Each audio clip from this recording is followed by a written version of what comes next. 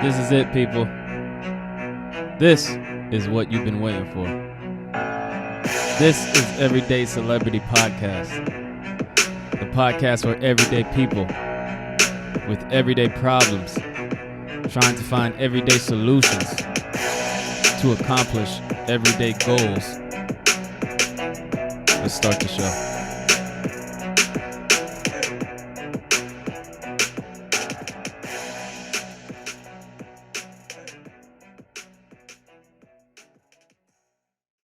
You. Welcome to another episode of Everyday Celebrity Podcast. Number one podcast in Oakland, number one podcast in the Bay Area. And today, or I should say tonight, we have when it comes to flamboyancy and the price, when it comes to pride and when it comes to self confidence, right. This is an artist that you would think of, Mr. Max Prime. Hold on, nigga. Let me finish. I'm taking over the show. He is a character that I met in Oakland, California, and he is one of the realest ones. And we go tap into his life and his artistry. Welcome, Mr. Max Prime, to the show. Bow, bow, bow, bow, bow. It's like drink champs out here. We got the Moet, we got the Tropicana. Thank you for having me. Oh yeah, most definitely. This has been in the making. It took some time, but it took a long time. Just like wine, it takes. The longer you sit on it, the better it's gonna get. So hopefully, and that's the thing with me too. I tell people this. I tell people like, it's going to take a few years, but it's worth the wait. This shit is it's going to be worth the wait. We got the Moet. We're doing mimosas. It's not morning, but it doesn't matter what time it is because it's morning in Tokyo. It's morning in UK. It's still early as fuck though. It is, even though it's dark as shit. daylight savings time. It is. We got the time back. Yeah, most definitely. But let's. I don't know if you ever heard my podcast before, but we talk about like upbringing. I don't talk about like basic shit that every other like interviewer will ask you, like what's your top artist and all that shit. So we want to know about the person before the person is now. You know what I'm saying? Let's get it popping. Oh, this is a little rough on me. Hold on. I don't want to bust the mics up out here. Hold on. I don't want to ruin the computer and ruin the whole interview. Yeah, please don't. Let's get it popping. So where am I from? Where are you originally from? I'm from Oakland. I was born in Oakland. Born and raised in Oakland? No, I was not raised in Oakland. Okay. Now, this is where the mystery is going to come through, because I was born in Oakland. My mom took me to New York when I was 4. You feel me? She dipped on Pops and she left. She was scared, whatever. Like, that's the thing. That fear will destroy us. And I grew up all over New York. You feel me? Not in the city proper. I lived in Ossining. I lived in Briarcliff, in New Rochelle, in Katona, and fucking, and then I ended up upstate, after we bounced around. I bounced around a lot. And I didn't know what was going on.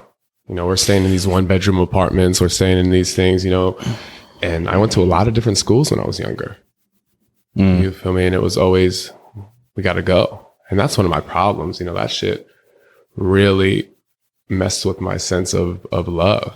Moving around and finding stability and finding comfort and finding sense of self. I didn't know who I was, and I barely knew my pops either. I was a black man.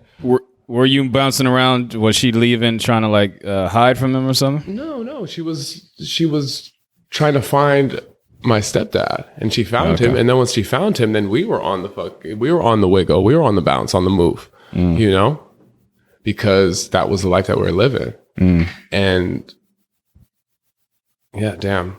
Hey, I love you, Mom, though. Hey, Mom, cheers to you. Hold on, let's get some mimosas. Hold on, let's slow it down a little bit. Hold on, we're going heart to heart, and we're going to get it into it, because this is a very important piece of my life, and I'm all about it.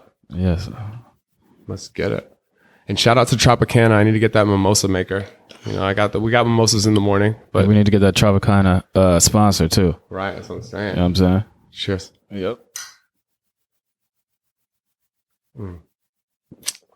That's it. No, you don't like it? No, it's good. Why? Why'd you make it face like it was a shot? Some mimosas, some oranges and champagne, bro. We drink hard liquor. Come on, we turn up. I just got back from Vegas. They had me roofie. But anyway, back to moms. Yeah, we get in that story. Back to moms and back to moving around New York, you know, so like this is before social media. This is before Facebook, you know, so she found her high school sweetheart. She found him, you know, and then they're trying to figure out their shit. And this is the thing that fucked with me. I didn't know, but it would always be it's time to go. So I would make some friends. I would, you know, I would get in cool. And that's one thing my mom always did. She always found the spot next to the rich people. That's one thing. I always had some good neighbors to take care of me because my mom was like a little girl, bro. She was a little girl and she was back on that high school sweetheart mode. She didn't give a fuck about me. It was about them. And one thing with me as a kid, the sounds. I got misophonia. I got misophonia, bro. So when people fucking chew with their mouth open, weird sounds, yo, that would drive me crazy. And I figured it out a few years ago. It was because when I was a kid, we were in Ossining. We had a 1-bedroom apartment. I was probably maybe 6. And I woke up to hearing them having sex. And your mom and your stepdad? My mom and my stepdad. Okay. Woke up to them having sex. I didn't know what was going on. And they're laying on each other, you know, butt ass naked. And I remember shaking my mom, like, Mom, wake up. What's going on? And they pretended like they were dead. Didn't say nothing. You know, so now when I hear that sound, only time I said it in high school too, when I was like, yo, only time I want to hear that sound is when I'm getting my dick sucked. Yo, close your mouth when you chew. Have some respect. You feel me? But like it triggers me and it goes deep into my core. And I don't know, and I don't know why it hits like that, but there's a trauma and the things that happen to us when we're kids, you know, that shit hits like that. And that's what happened. And I figured it out. So yeah. So, I mean, like I said, I grew up in New York, bounced around a lot, you know, shout out Putt Lake, So there's this little spot, Putnam Lake. It's about an hour and a half from the city. That's where my mom ended up buying a house.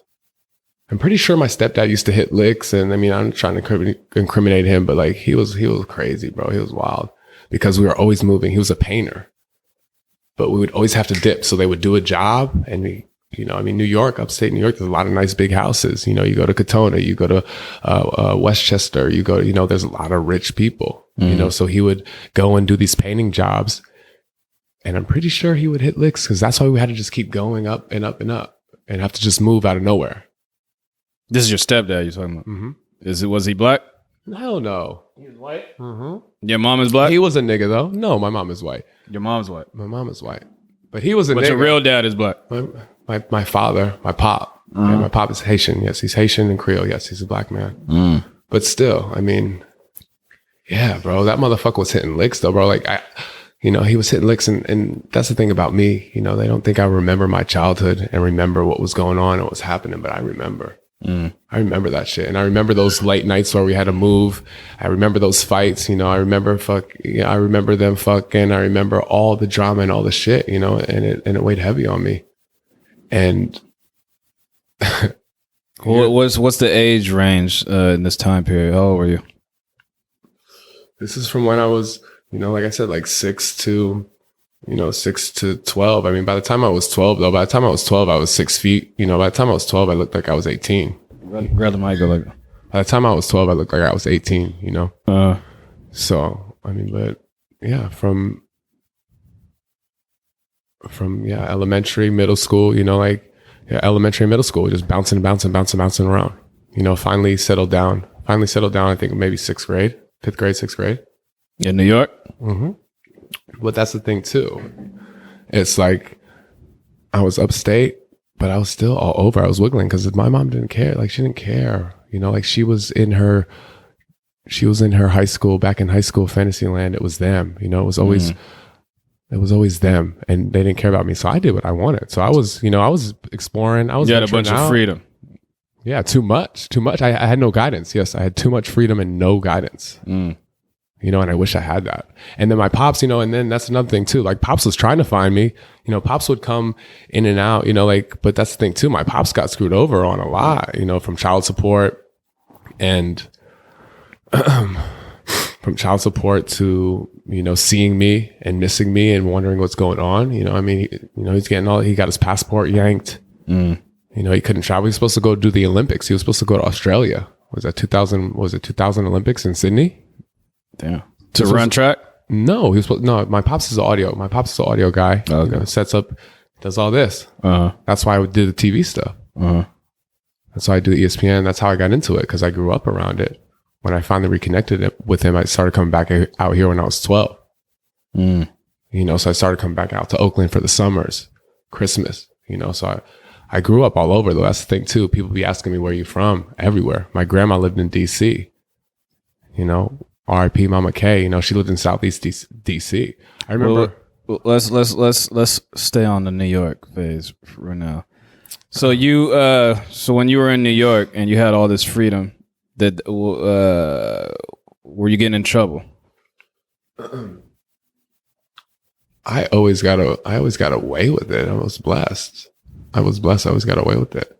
But let's talk about, I mean, there's a lot, because let's go to DC though. I'm gonna run it back, because I think I was maybe 7. I think the first time I saw my pops after I left California from 4, I think I was maybe 7. And my pops took the train, came and met me, and I went down to DC to see my grandma.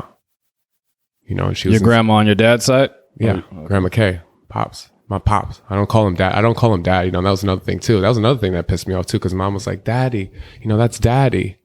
And I was a kid, but like now being back in Oakland, that pimp shit, like daddy, you know, like why you got me calling him daddy? Nah, that's not my daddy. And pops was always like, "No, I'm your pop." I'm not, because pop never had a father. My pops never had his father in his life either. So you saying daddy is more how can I say it? It's more like giving credit to him raising you, or not? He never not raising me. No, he didn't. No, I raised, like, realistically, I raised myself, and I was blessed to have my father in and out. I was blessed to have my father, and I was blessed that he persevered and found me and took the time, you know, because he could have been just like one of these other niggas in Oakland who was like, "Oh, I got another son out here," but he really cared, you know, and he really had to fight to find me, to see me, to come across the country, to spend the time with me, you know, to make that effort, because my mom was always bouncing around, disappearing. You know, like, and this shit's getting real. I mean, we getting really real, and mom's is not gonna like this, but I mean, it's the truth, and it is what it is, and we've talked about this, and it's who I am. So I was in DC, Southeast. I think I was maybe 7. We went on the train, went down seeing pops. You know, and I'm still trying to figure it out, you know, because I got a white mom, a white dad. You know, this is the 90s. You know, it's 1997. I didn't fit in anywhere. I couldn't fit in. Year. I couldn't fit in anywhere, bro. Because I'm not white enough. I'm not black enough. My hair is too big. My hair is to this. My hair is to that. Everybody, I was always pushed away. I was always ostracized. I was always pushed out because I was never in that category of this is this and this is that. So that's true. Every time I hear when mixed race people always say that to me, "Oh, I didn't fit in with the blacks, so I didn't fit in with the whites," I always second guess it, because niggas are very accepting people. Like, black people niggas are accepting people? Well, to me, black people accept nigga, please. Black people accept everybody. I mean, like, we don't turn nobody away. I mean, you want to hang out with us? Cool, you hang out with us. So I always feel like when, I mean, do you mean black people as people in America? Do you mean black people as Africans? No, I'm not talking about Africa. I'm just talking about black people in America. Like, when you go to a school, when you see a group of black people, and let's say a white guy wants to hang out with them, I mean, black people ain't gonna be like, "No, get the fuck away from it." If you cool, you know what I'm saying, hang out. But a group of white people, a black dude can't walk up to a group of white people and try to hang out. So I feel like black people are accepting of a lot of people. Now, I might be wrong. That's just my experience. No, you're not. You're not wrong. You're not wrong. And that's actually the craziest dynamic of racism, because, yeah, black people will accept everybody else except themselves. And that's one thing that hurt. You know, we go and kill each other, but when somebody else wants to come in, but I mean, it depends what hood you're from too, because, and it's the time too. We're talking about signs of the times. I mean, this is back in the 90s. Yeah. You know, I mean, I was a kid, but now it's different. It's 2020, about to be 2023. You know, now things have changed. But back then in the 90s, I feel like races were clicked up. especially in New York, you had the Puerto Ricans, you had the blacks, you had the white, you had the Italians, you had the Albanians, you had the Russians, you had what else? I mean, we had the Dominicans, we had Cubans, you had all the Cubans, everybody Chinese. in the 90s, everybody's clicked up. I mean, if we go back in time now, yeah, but if we go back in time, people are really clicked up, and the separation, and that's one thing that everybody's pushing is keeping people separated, and we're not that much different. We are not. Were you in high school when you were in DC? No, I never lived in DC. I just spent time there visiting. Okay. I spent a few weeks there, a month there, seeing grandma on vacation, Christmas vacation, like the times that I had off. You the only child? I have a brother. My brother Nico with my stepdad. It's my half brother. And that's a whole nother conundrum. But hold on, like let's go back to, I don't know why I said DC. Oh, DC. Oh, when I was in DC, bro, the first time I seen somebody get shot. That's why I wanted to bring that up. First time I saw somebody get shot. Okay. I was in DC, Southeast at the McDonald's. We were buying CDs, bro. We were buying, the bootleg CDs. You remember back in the day, people don't even remember about CDs. Yeah, I remember now. I used to get all my Dipset CDs. Yeah, Dipset. Mixtape. Ow. That piff. You feel me? But like, yo, Dipset, whatever. Like me and Pops went to go get some CDs. And now a word from our sponsor. If you think you might be feeling depressed, stressed, anxious, or overwhelmed, today's sponsor, BetterHelp, is here for you. BetterHelp offers licensed therapists who are trained to listen and help you. Talk to your therapist in a private, online environment at your convenience. There is a broad range of expertise in BetterHelp's 20,000 plus therapists network that gives you access to help that you may not be available in your area. You just fill out the questionnaire to help access your specific needs, and then you can get matched with the therapist in as little as 48 hours. Then you schedule a video or a phone session, plus you can exchange unlimited messages, and everything you share is completely confidential. You can request a new therapist at no additional charge anytime. Join the 3 million plus people who have taken charge of their mental health with an experienced BetterHelp therapist. Get 10% off your first month of BetterHelp.com/everydaycelebrity. That's BetterHelp, HELP.com/everydaycelebrity. It's waiting for you. And what is it? $1, a couple dollars a CD. Mm-hmm. So we're at the McDonald's in Southeast and we're getting some CDs off the CDRs, and this dude just comes up, bro, and he's like, yo, where's my money? You ain't pay me back for my CDRs. And it's like, hold on, orange juice? Yeah. How you like it? Yeah. Do it how you like it.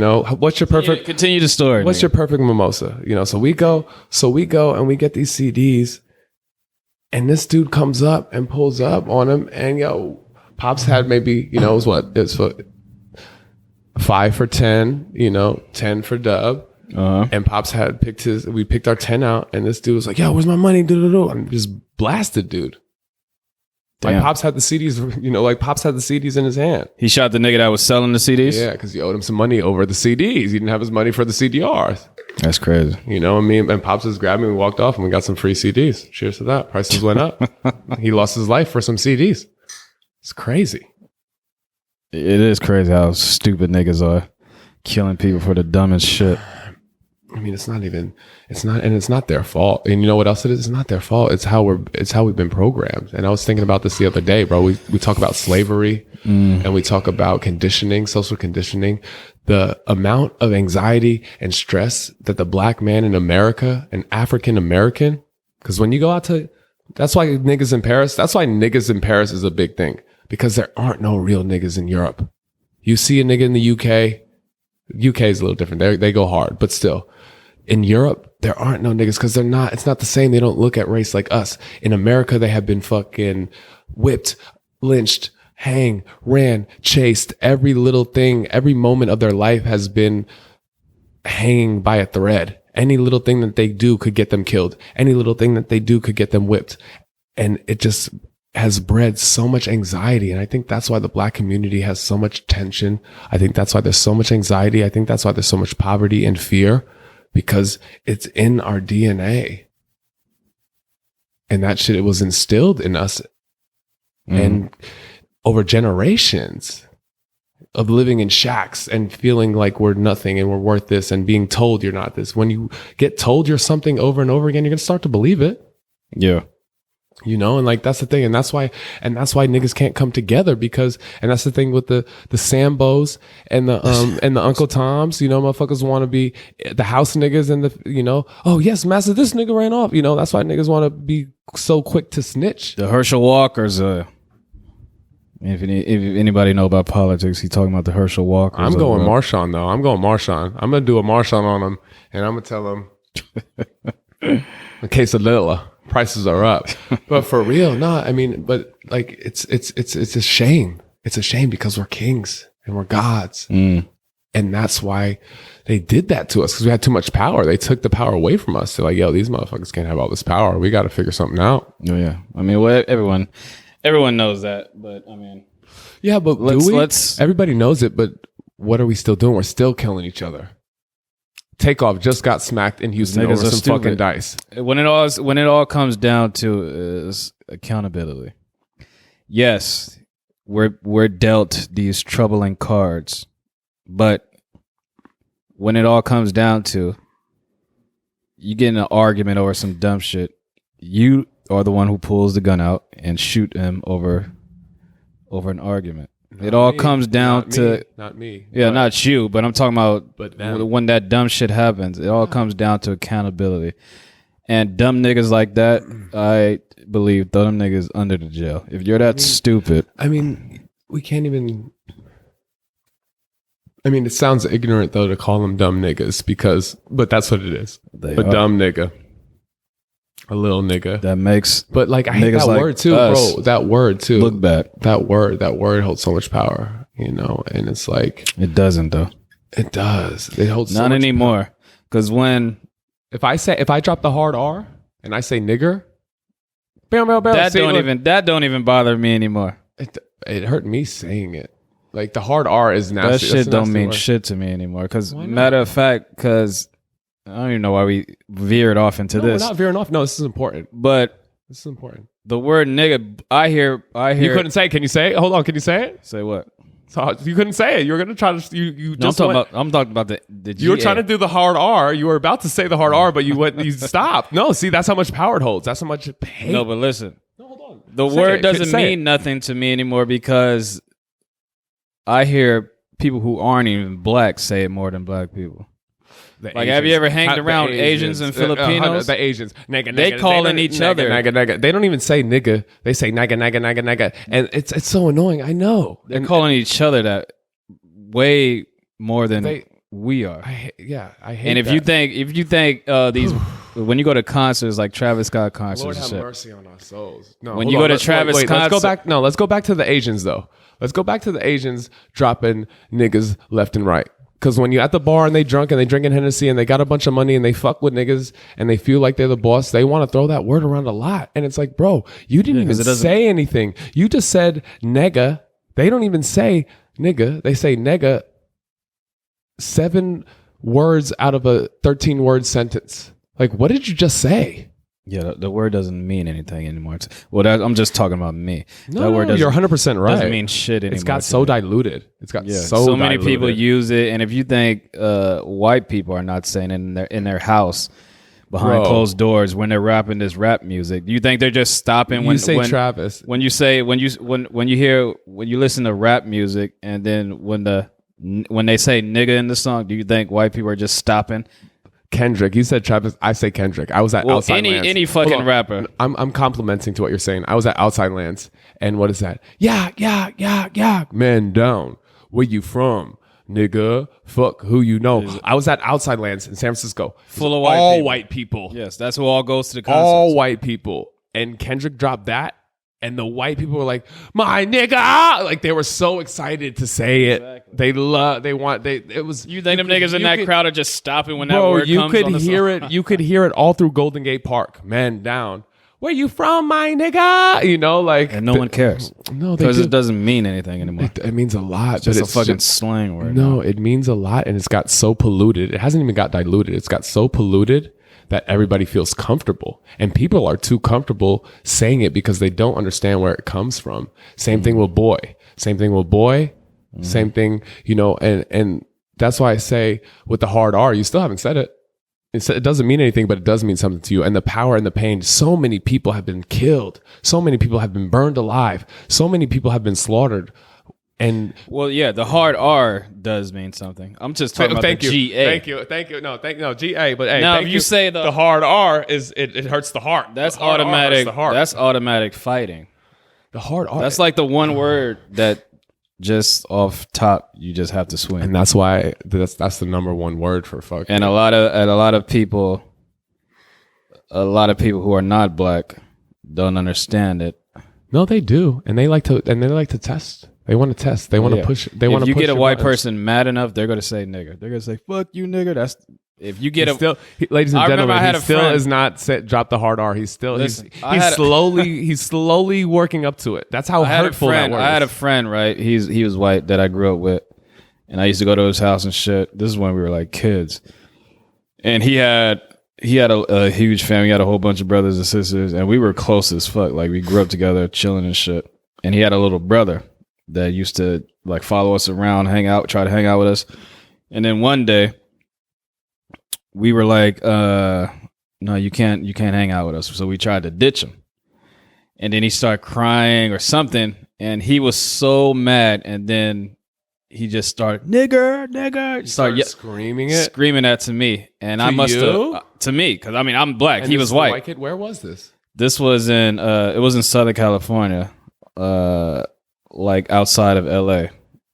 But listen, so he got so mad that word, the only word that was gonna to try to make me feel his pain, basically. Right.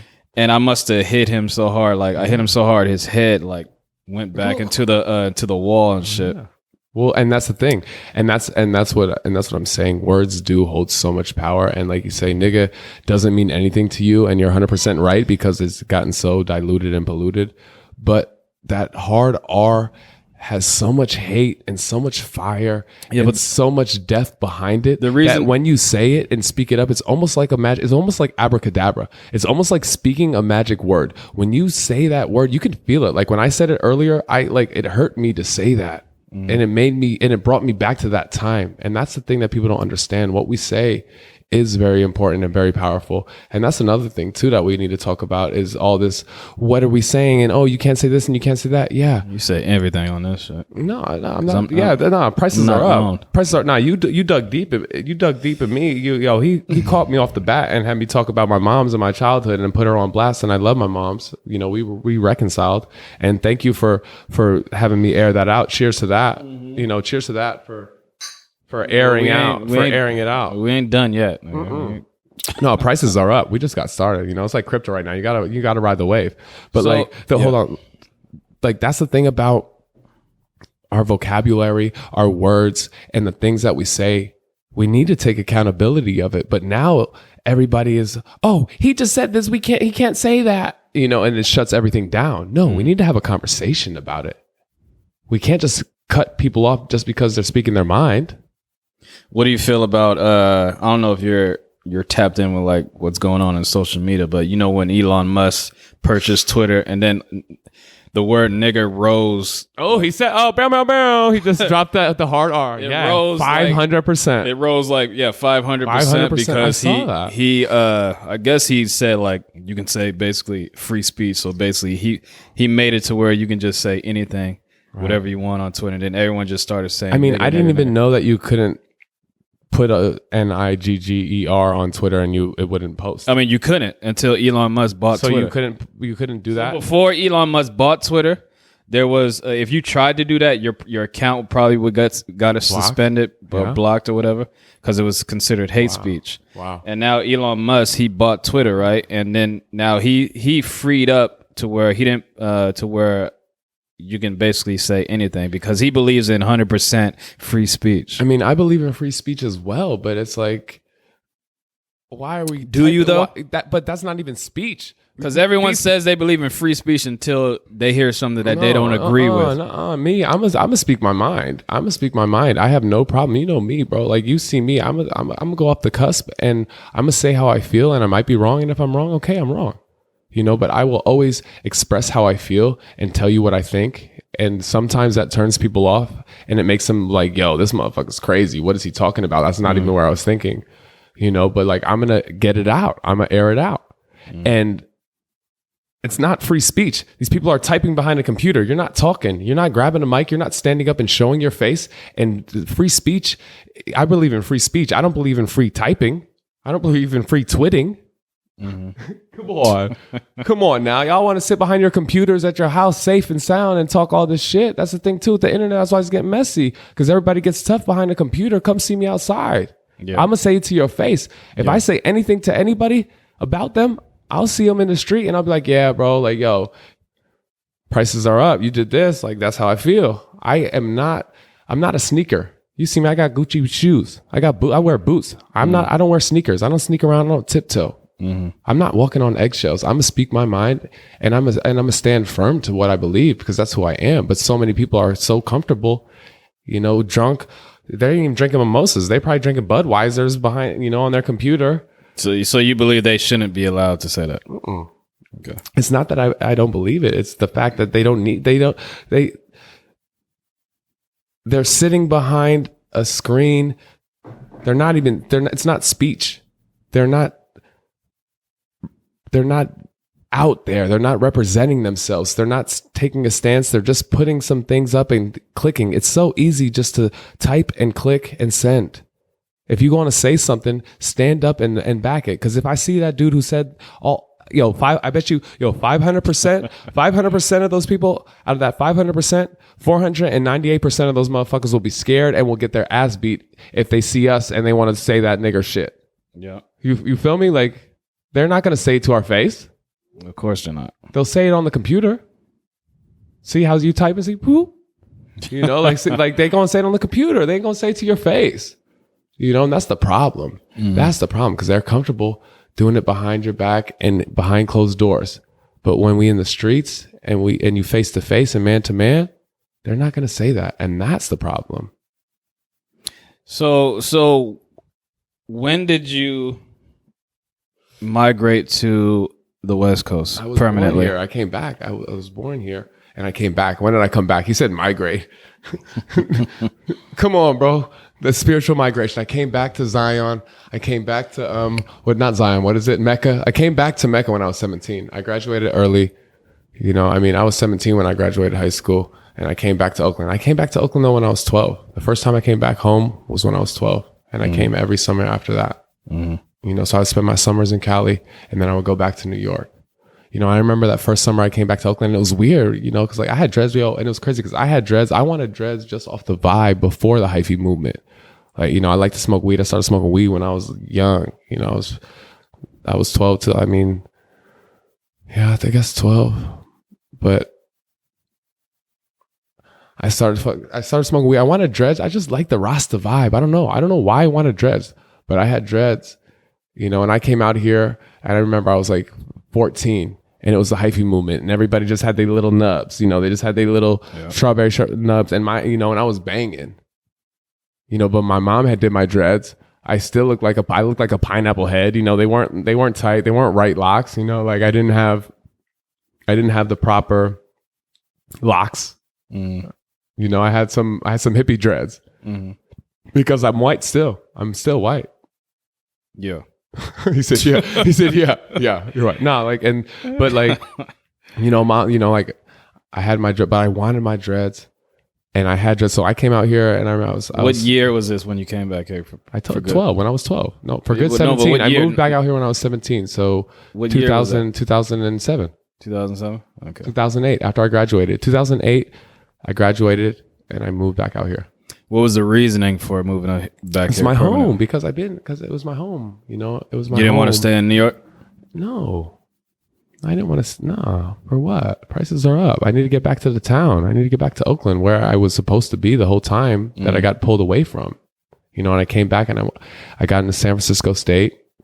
I got into San Francisco State on a scholarship. Like, I was really smart, bro. I was like really good in school, but I was, you know, like when I was in high school, I was turning up, bro. I was hanging out with all the you know, the older kids because I was tall, I was older. I liked to drink, I liked to party. I had no curfew. I was out, you know, we're playing beer pong, we're smoking weed, you know, we're turning up. I mean, I was doing blow when I was 16. I started doing blow when I was 16 years old, heavily. You know, I hung out with I always hung out with the older crowd because I was ahead of my time, you know, and what's the point? Yeah. So like, I had been out here, bro. I've been out here and I've been all over. I'm a chameleon, dog. I'm a chameleon. I could fit in anywhere.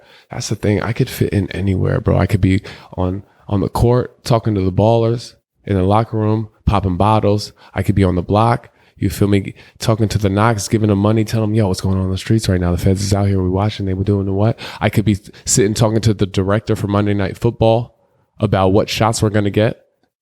You know, I could be in a back closed room talking to some real estate investors about, yo, the A's are about to get it popping. Like, what are we going to do? What moves are we going to make? Bro, I could fit in anywhere. And like, that's one thing that made me. And that's why I say my mom's moved me around and did all this stuff. And it sounds like there's resentment and hate, but no, I love her for that because it made me who I was. It made me be able to be resilient and not stop and keep going and be able to move and fit in. And I'm not fake.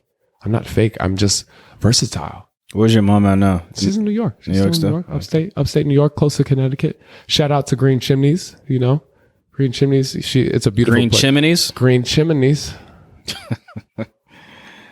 Green Chimneys is a beautiful place. They take kids that have been, you know, have been abused. Their parents, you know, kids that have alcoholic parents, drug-induced parents, kids with special needs. Not only just that, but they take kids that need help.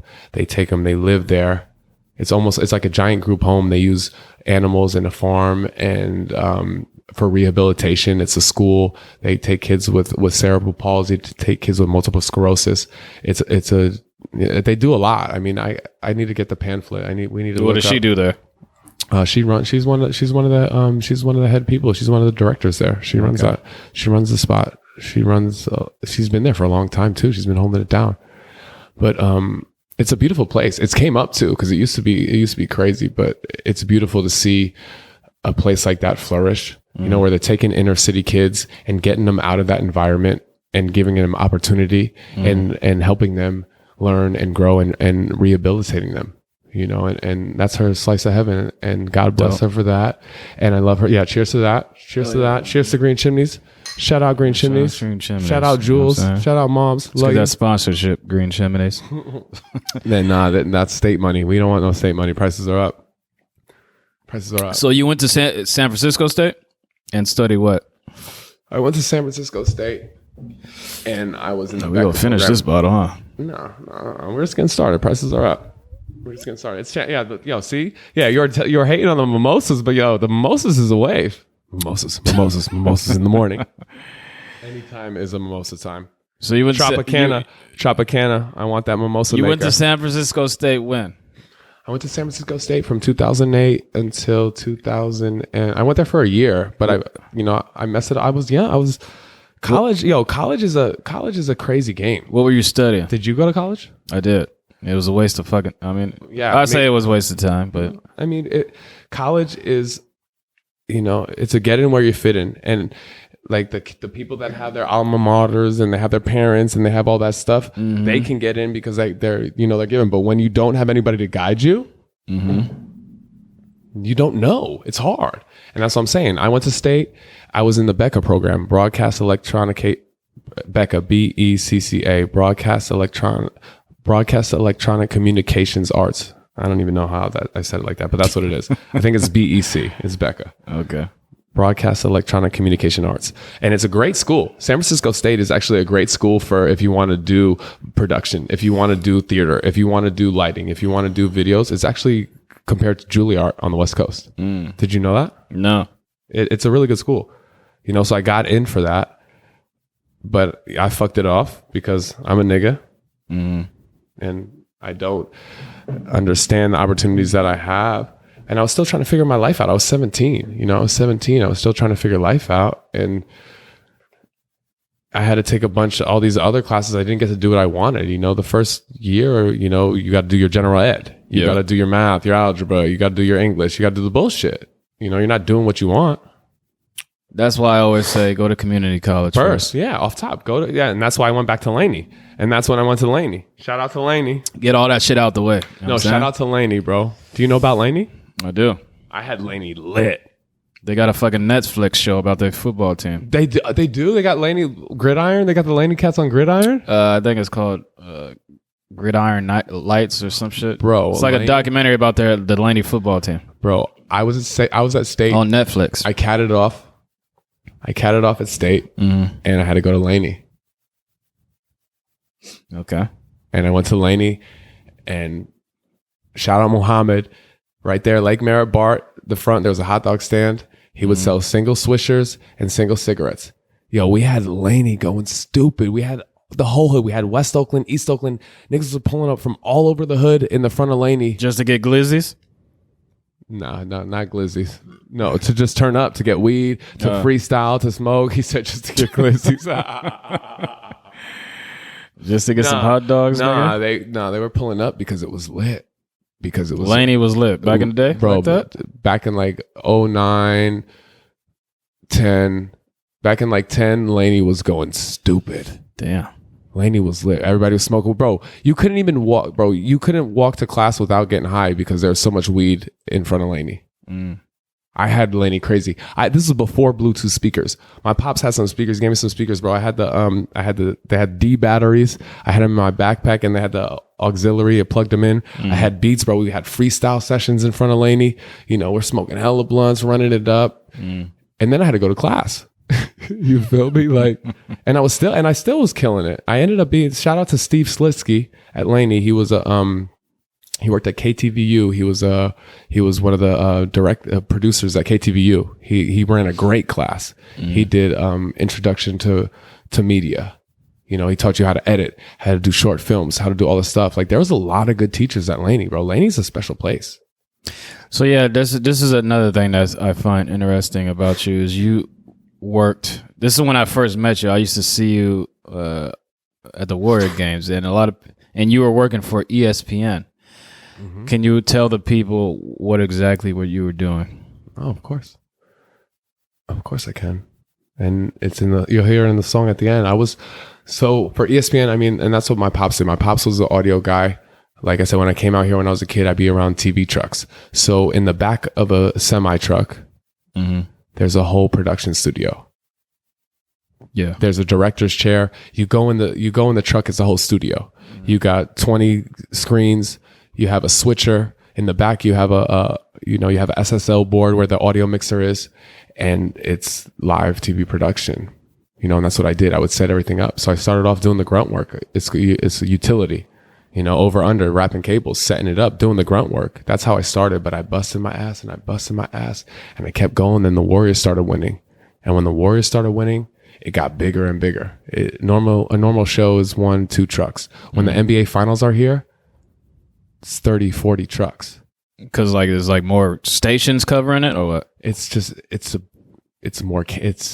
the main show. You know, it's the championship. Same thing with the World Series. Same thing with the Giants too. You know, the Giants 2010, 12, and 14. You know, they won too. You know, like the Bay was hot. The Bay was popping. There was a lot of championships that came to the Bay when I was coming up in the industry, in the TV industry. So I was, same thing with the 49ers. 49ers, you know, when Cap was coming up, I was coming up too. Raiders never really did it. Hopefully they could do something. They left us, but like, it's cursed. You know, so. No, prices are up, you know, money. Yeah, but like, how did you even get the job though? That's what how did you fall into the ESPN? I didn't fall into ESPN. I grew up around it. You know, my pops like I said, my pops was an audio guy, so I grew up around it, and he was slowly pushing me in. And that was the thing too. You know, he wanted me to finish school. Pops wanted me to finish school and get my shit, but I'm at Laney over here, and then I'm working on the side, and I'm like, yo, why am I over here doing all this shit? I do this already. I know more than my teachers, you know, and I just started hustling and just kept working and getting the gigs and doing the shit, you know, and I got my AA, and even that too, like that was a struggle to get my AA. Because the counselors aren't helping me. I don't know what credits I need. I don't know what I need to do. And they're telling me, oh, you need this class and this class. Yo, they're just trying to run you in circles.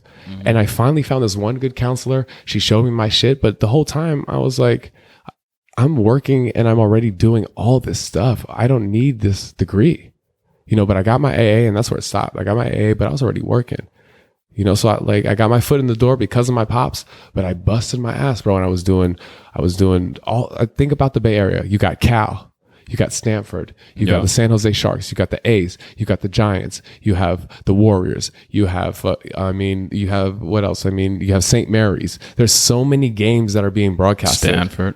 I said, yeah. You said Stanford? Okay. Yeah. Cal, Stanford. Yeah. You know, like there's so many different games that are being broadcasted all the time, you know, so I had a lot of work. So I was just grinding. I just busted my ass. Did you enjoy it? Oh, I loved it, bro. I loved it. But at the same time, I'm a star, bro. Like, and that's why. So you felt like, you loved it, but you felt deep down inside, you felt like this is not my passion. This is not the end of me. No, it wasn't even that.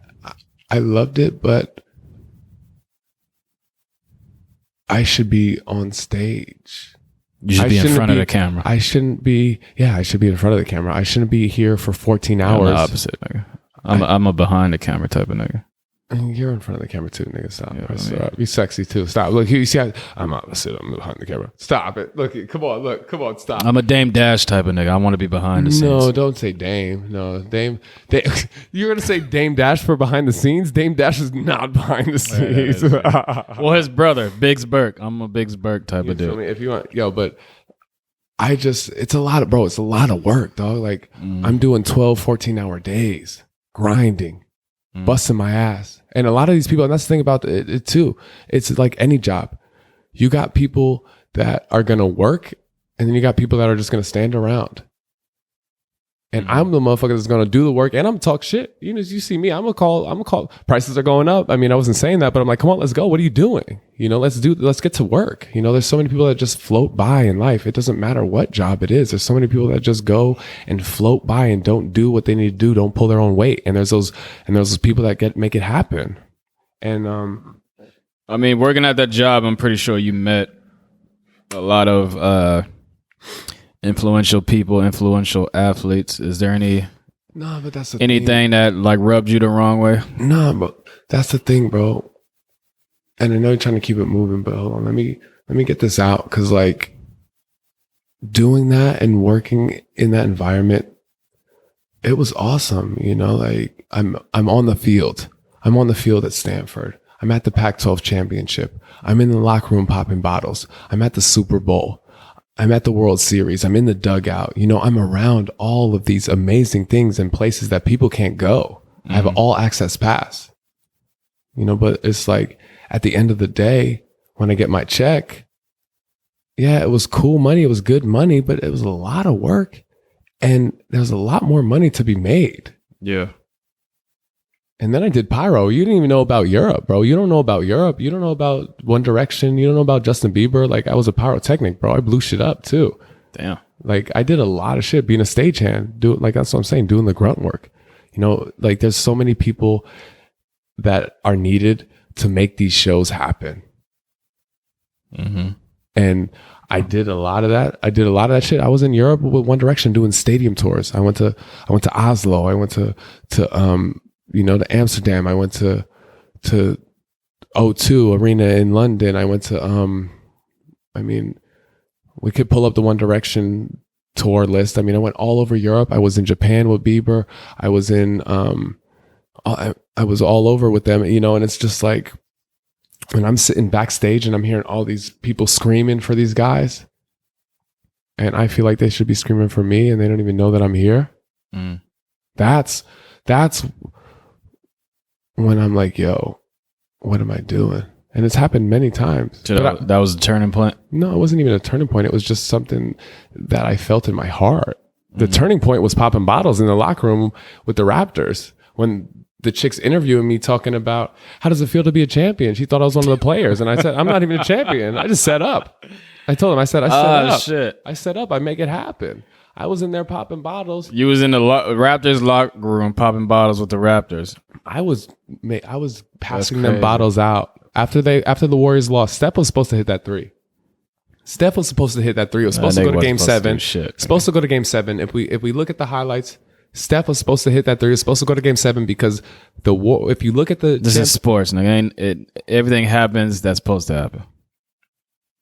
So they were supposed to lose.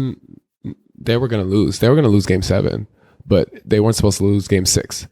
And yeah, you said this is sports. No, it's sports entertainment. It's just like WWF at this point. It's sports entertainment. Bro. Yeah, now it is. Yeah, it's rigged and it's the money.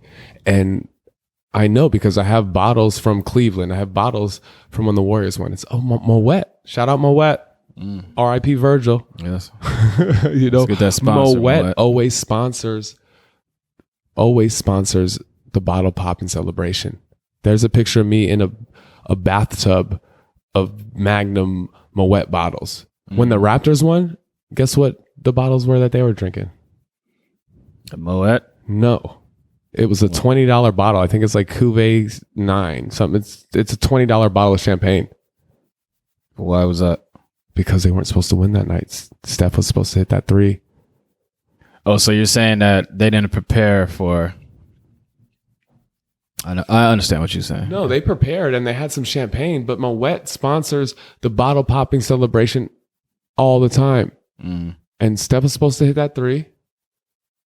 Now I'm getting Kanye. Right now I'm getting Kanye. We might get some. Well, they can cheers say to that. No. Finish what the fuck you were saying. No, I'm gonna finish because, shout out to Draymond. Draymond, True Media, get me on the podcast right now. True Media, prices are up. You see me. I was with you. Let's go. They were supposed to hit that 3. It was supposed to go to Game 7. Toronto was going to win anyway. The Warriors should have won. KD was hurt. Clay was hurt. Everybody was out. There was a lot of drama. But the NBA realized, we have a whole nation. We have a whole country that's going to buy our merchandise and rock with this championship. Because you've seen what they were popping when they were at the celebration, when they're at the parade. I didn't see it. They were popping Moet. The Raptors. Yeah, Kawhi was spraying Moet. They got it then, but in the locker room, they just had some cases of some cheap ass $20 champagne. The niggas couldn't even get it open. They were just in the locker room chilling. They were in the locker room chilling, and I walked in there and I was mad. And I was mad because I wanted to go back to Toronto because because Toronto's a vibe. That's what I heard. The 6 is a vibe. There's some baddies. It's a fucking vibe. I wanted to go back. I had some things lined up. I wanted to go back and get some more money, and I was mad that we lost. And I was mad we lost. But I wanted my trophy. I just busted my ass and put in hella work. I need my trophy. So I went back in that locker room, and the video, you see it. Where's the trophy at? I need my trophy. What are y'all doing? We just won. Let's pop some bottles. This is what we do. And I got it popping, and I turned it up, and I kept it lit. But that was not my lane. I was just and that was my thing too. I was branded. I had the vest on. If I took that vest off, I would have been cool. But I had that ESPN vest on, and I was doing all that, and Disney had just acquired it. So then there's a bunch of videos that went viral with me turning it up and getting it popping. And did you get fired for that? I got disengaged. What the fuck does that mean? That's what you do to a clutch. You disengage a clutch. Exactly. So they just stopped like calling you for gigs or something? No, I got blackballed, bro. I got disengaged. I wasn't like, I got fired. I got worse than fired. I got put on the do not hire list. Damn. Because I did that. And then it had a snowball effect. And even in the Bay, even my union in the Bay, these motherfuckers is calling me up. Well, we need to talk about what happened. And it's like, no, we don't, motherfucker. I was working for ESPN. That has nothing to do with you guys. Why are you guys calling me? You're supposed to be my union reps. You're supposed to have my back. They're calling me, trying to reprimand me about what happened there. You don't think I know that I fucked up? You don't think I know I lost my career? I was going direct. It's just, but disengaged. That just shows you cogs in the system. Have you tried to enter that work arena Again? Yeah. Again, yes. Yeah, I did. I did actually. What happened? Prices went up even more. I was pissed. I went down to LA for XFL. You know XFL? Yeah. They were doing the XFL. And I went down there, and my guy that I did Monday Night Football with was like, yo, Max, I wanted to bring you on. I need you. He got me back. And I flew down to LA, and we did the game. And they were stretched. They were stretched past their capacity, and they didn't realize it because they got all this access. XFL is supposed to be deeper than NFL. You know, we got locker room access, we got all this stuff. And I'm doing above and beyond my job. They had interviews at halftime. I'm running around in the locker room, making sure the interviews happen. They didn't have enough people to do the job, but I made it happen. And then there was a stupid little bitch who all she needed to do was hold a light. Couldn't even do that. And I told her and I helped her, and she forgot the battery for the light right before the game was going to start. So I got on the golf cart, we go get our battery, we come back, and I told her like 5 times, don't stand on my cameraman's blind side. He likes to run around and run crazy. Just don't be on his blind side. You'll get hurt. Because in XFL, you're on the field with the camera and you're watching, and you know, a lot of access. You know, what does she do when the interview happens right before the game? I don't know, stand in the blind side. Stands on his blind side. And then what? And I touched her on the arm. I said, hey, and they're doing an interview. I think Molly McGrath was doing the interview with one of the coaches or players right before the game was about to start. And I tapped her on the shoulder. I said, hey, you gotta move. And she was like, oh, did a whole flop. She did a LeBron flop and freaked out. And I'm like, what is wrong with this bitch? And I didn't pay it no mind because I'm in the zone. I'm working. I get some texts. I get some stuff. I'm running around working. I'm in the locker room. You know, I'm like, yo, we don't need her. It was daytime. We didn't need her anyway. Then they come back. Oh, he cursed me. He pushed me. He did all this shit. She tried to pull that Mr. Me Too, whatever. What is it? What's the movement? Me Too movement? Yeah. She tried to pull that. He pushed me and cursed at me. Watch the cameras. It's during an interview. I tapped you on the shoulder and I said, watch out. And she freaked out just to try to up herself. And these motherfuckers that I worked with for hella long, they automatically believed what she was saying. Motherfuckers their dicks got hard because she's a cute little LA bitch, you know, and they want to run it up and be like, Max, oh, well, I don't know what to do. It's like, really? You've known me for years. You've worked with me on multiple big stages. You know that's not my character. You know it's not what I do. And you guys aren't gonna have my back. And this is my first time back. And this is my first time back after being blackballed, and I got a chance. And that was the moment where I was like, yo, fuck this. I mean, it was on camera, so I mean, you got the proof, so what's the big deal? It don't matter. It don't matter if it's on camera and you got proof. It don't matter because it's bullshit. Because they ain't gonna look at the cameras. It's bullshit. You know, they're gonna, you know, and then also they fucked up because I wasn't supposed to be there. I was on a do not hire list and I was there. So they fucked up by hiring me too. So that's why it was an extra spin too, to catch their back. Like, oh yeah, he is crazy. He is this. He had this incident happen. Yeah, that's why they did that, to cover their self.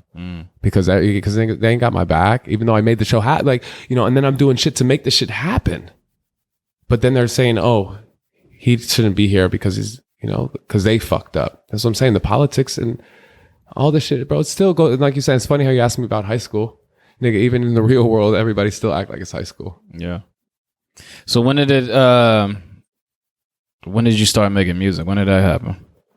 I've been making music. I was making music as a kid, but when did it got serious? So when did you start getting serious? When I was younger, I used to be freestyling, and I'd be like, the niggas be in the studio, and I'd be like, oh, fuck that, I'm getting money, I ain't got time for that. But then when COVID hit, that's where it got really, really serious. It got really serious. I was making music back when I came out here. I had niggas at the crib and I had a Mac, bro. I was recording on my Mac on GarageBand. And motherfuckers would hit me up, R.I.P. Deli, Filthy Rich's cousin, R.I.P. Deli. You know, they'd be like, Max, bring the studio. And I would pull up with my laptop and we would put a do-rag over the fucking Mac microphone and I would record on GarageBand. You feel me? And I'm like, bro, and niggas like, Max, bring the lab, we need you. It's like, bro, this isn't it. But I got really good at mixing and doing all that shit. But then fast forward, then I had to stop because it's like, bro, I ain't got time to be doing all that shit. Like the motherfuckers, whatever. COVID hit, I got fired from ESPN. I went to Korea. I got a blessing, and I did camera in Korea, tennis, loved it. Came back wearing a mask. When I came back, 6 months later, COVID hit, shit shut down. I was already ahead of the game, trapping it out. And I was like, yo, I need to do this music. I bought a hotel. I got a hotel at Executive Suites over there by the water, and by the Motel 6 on Embarcadero. And I was trying to fucking make the songs, but I couldn't. I couldn't do it. And then my boys at Bartbridge, the hat company, shout out Bartbridge. My boy Luke was like, yo, I know this guy Pax. He's an amazing engineer. What are you doing renting a hotel? You could get studio time and he can do it. And I went there, and that was it, bro. And I got in that studio at Nexus, and I started working on the album, and it was COVID 1942. That's what I was going to make the album, COVID 1942. Because I love drinking tequila. Before niggas were drinking 1942. Yeah. And then I was like, yo, we're sick of COVID. Prices are up. And that's when that happened. So all of COVID, I was just in the studio running it up, working. It's working. What was the name of your first project? The first project that I dropped was Fresh Off the Mac. Fresh Off the Mac, that was back in the day at Laney. Then I had Smoking Section. Actually, no. I had Fresh Off the Mac. Then I had Hits with Carpe. If you do the research, I got a lot of shit on the internet. I got a lot of old music, bro. I have probably like 500 songs. I had fucking... You said 500? Yeah, about 500 songs. 500 songs. They might not all be up anymore, but like I could pull up 500 songs. So I had Fresh Off the Mac, which was my shit that I did on the GarageBand. And I was literally selling CDs at Laney, freestyling, selling dollar CDs and weed. Then I did Hits with F. Carpe. Shout out Fantastical Carpe.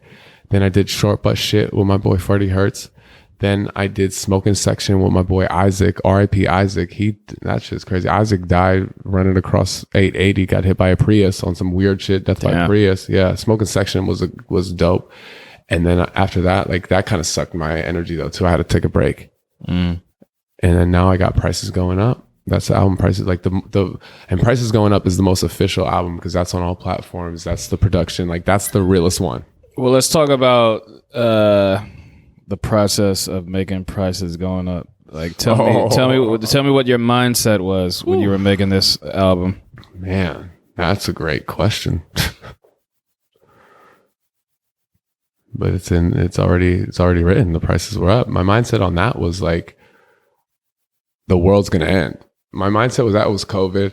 We were wilding out. I wasn't scared. You feel me? I had been out. I had the cure for COVID. A line in a shot of Class A. Fuck with me. Prices are up. It's expensive.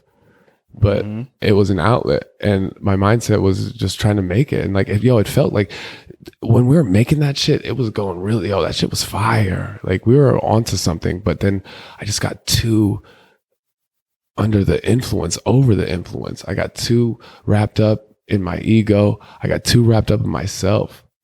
And I started doubting everybody. I started fighting everybody. I started self-sabotaging. I thought everybody was against me. I started, and the climate too, the world, everybody was so scared. There was so much fear in the world. There was so much doubt. There was so much hate, and I'm an empath, bro. I feel all that. And I absorbed a lot of that shit. And I was onto something, and the destruction was trying to keep me off my path, and the people that I needed and that loved me and that were rocking, I was doubting, and I pushed them away, and I freaked out, bro. I mean, you remember that Dave Chappelle skit where he's Diddy? Yeah. You need another mimosa. Mimosas. Where he's doing like the Megan the Band shit. Exactly. I'm shutting down the studio, yo. That was me. That was me. You're kicked out of the studio. I kicked the engineer out. I kicked Pax out of the studio one night. I was so crazy and wilding out on my ego and off Class A and cocaine. It was too much. It was too much. I was wilding out. I lost my sense of myself, and I was onto something so powerful that I thought I self-destructed it. I literally self-destructed it. But we're still here. And the world isn't over. Here, you need some more champagne. That's not a perfect mimosa. We got Tropicana. No, I need that mimosa maker. We got to get this out soon. The mimosa maker. So, He said, this nigga, so when you were making, hold on. So look, so the process, bro. The process was beautiful though. Pax taught me so much. Like, and who was Paxed? Paxton. For the people that don't know, Chris Paxton, Nexus Audio, amazing artist. He's a drummer. He's a musician. He's a producer. He's like, that's my Yoda. You know, he taught me so much about making music because motherfuckers think that they can make music. You know, you got all these producers, people make beats, but they don't know the nuances and the ins and outs. You know, people can make beats, but then when you got a beat, people don't understand the frequencies and the science that goes behind it. You have a beat, okay, but then you got a voice. I got a deep voice. The bass is deep. Those frequencies are going to cancel each other out. They're going out of phase. So right now, yeah, the shit slaps, but then when I put my voice on it, it's going to change it up. It's a whole arrangement and it's a whole intricate puzzle of making a song that goes into it, finding these pockets, finding these spaces. Making a hit takes a lot of work and a lot of time and a lot of repetition and a lot of over and over and over and over again, listening to it, going through the motions and really fine tuning it, you know, and like, and then he taught me that. And we spent that time and really dug really deep into the music, you know, but then like also in my state of mind, in my mind frame, when I'm all lit up, I threw it off. Because now I'm digging too deep, you know, and I'm outside of myself and the shit sounds fire, but then I'm doubting myself. So he basically taught you how to put a song together. No, I knew how to put a song together. He taught me about the science of making music and the tricks of the trade and the little things that people don't know about, you know, and really making something sound immaculate, you know, because like when you hear my shit, like when you hear the album and you listen to the album, the quality of the album is phenomenal. Hey, speaking of the price, hey, we doing the podcast right now. I'll call you back. Yeah, prices are up. I'll holler back. You know, like shit's, you know, like it's immaculate, you know, and it's like, and it's tough though, but it's tough to be a creator too, because sometimes you get too close. Like Kanye, like I understand why Kanye lost his mind. He's got so much shit out. He's got so many people talking about him. He's got so much shit, whatever. But like when he's sitting in, like I was Kanye on a smaller scale. How, Sway? How? You know, like, you know, when he was talking with Sway. Do you think he really lost his mind though, or do you think that's just an act? He really lost his mind and now it's act, but he really lost his mind. But being a perfectionist and sitting in there and listening to it, like he rented out the whole, you know, Mercedes-Benz. Yeah, the arena. The Mercedes-Benz Stadium to listen to his album, to fine tune it, and was sleeping in a locker room. You know, like that's how I was. I think that's just for show though. No, it wasn't. He really was, he's a master of his craft and he's a perfectionist. Because I'm the same way. I want to fine tune and find everything. Yes, that's true. But do you need to rent out the whole stadium to do that? No. That's when the show comes. I mean, it's all for show. Well, he could do that. I mean, he could do that. And I did that in Oakland in Nexus. I rented out Nexus and I was in there and losing my mind and fine tuning it. And it was fine. I didn't need to fine tune it and do all that and spend all that time doing it. But when you're a master of your craft, you're going to take that time and you're going to do that. And it's just, it'll drive you crazy. You know, it'll drive you crazy because you can only hear that shit. Most people hear a song and they won't even notice the little things and the stuff that I did and took days to fine tune, you know, but that's just part of the insanity of being a genius. Prices going up. Would you say that was your most difficult project to make? No, it wasn't my most difficult. It wasn't my most difficult. It was just prices was what it was. The price was the price, and I learned a lot, and it helped me. It helped me grow, and it helped me grow. I mean, that's the first album out. Like I said, I mean, I don't know yet. Maybe, yeah, probably. Like when we look back. when we look back on it, yeah, it's definitely going to be the most difficult project because it's still not even out there like that. Like people don't know. Mm-hmm. So yes, it is the most difficult project because I fucked off my price.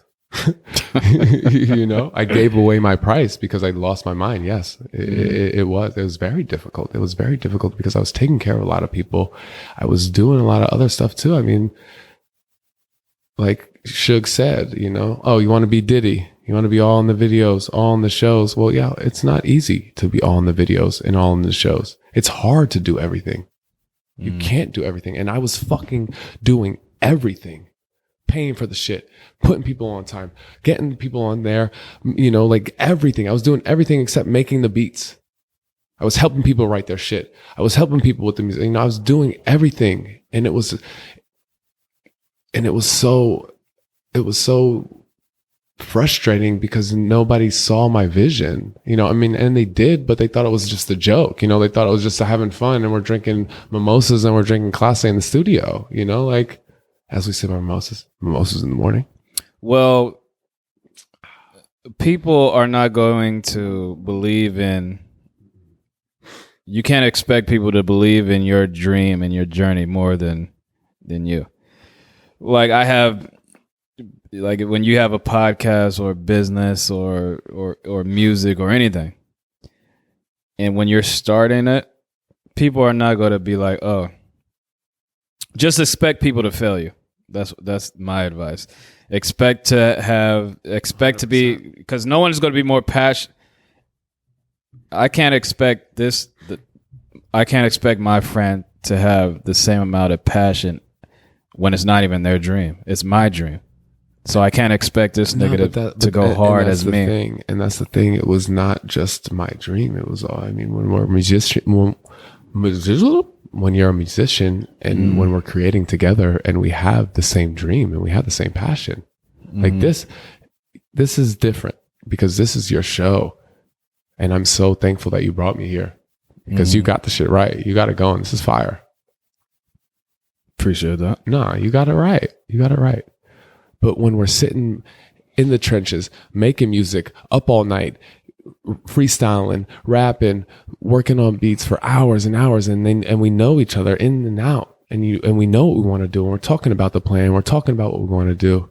No, I do expect them to know because they know, because it's a collective. You know, it's not just you trying to do your show. This is us coming together and making music, because I can't rap without a beat. Yeah. I can't rap without a beat. I can't do a song by myself. You know, motherfuckers is coming up with hooks. Motherfuckers is coming up with vibes. You know, they're coming up with shit too. It's not just all me. It's a collaboration. So they know the dream. It's